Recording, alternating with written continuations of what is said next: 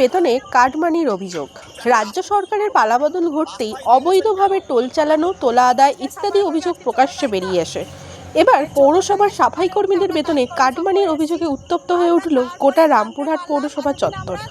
সাফাই কর্মীদের অভিযোগ, সরকারি নথি অনুযায়ী তাদের মাসিক বেতন প্রায় 7,000 টাকা হলেও হাতে দেওয়া হচ্ছে মাত্র প্রায় 1,900 টাকা। এই বিশাল অঙ্কের পার্থক্য কোথায় যাচ্ছে তা নিয়ে ক্ষোভে ফেটে পড়েন সাফাই কর্মীদের একাংশ। বিক্ষোভকারীদের দাবি, সরকার থেকে বরাদ্দকৃত সম্পূর্ণ অর্থ তাদের কাছে পৌঁছাচ্ছে না কেন? তবে কি এই বকেয়া অর্থ কাটমানি হিসেবে আত্মসাৎ করা হচ্ছে?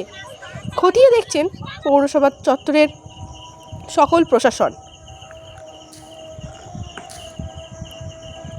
ললিপপ আর অ্যাকাউন্টে যারা পায় তারা 1974 টাকা। কোন দল? পৌরপতি তৃণমূলের সরকার সবাইকে একটা করে ললিপপ দিয়েছিল।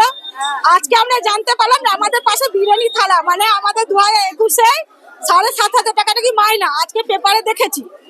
ওই বিক্ষোভে আমরা আজকে এসেছি যে তাহলে 2021 থেকে 2026-এর তাহলে আমাদের 5,500 টাকা কোন পকেটে গেছে, কোন জোর নিয়েছে সেই জোর।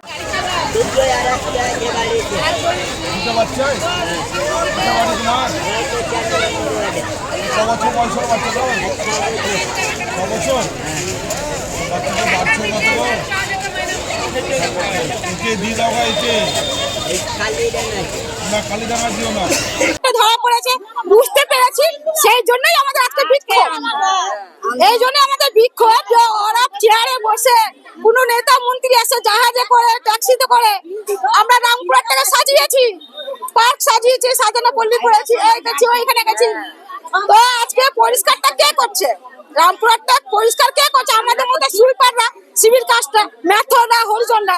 আমরাই তো ভোরবেলা উঠে ছেলে মেয়ে সংসার ছেড়ে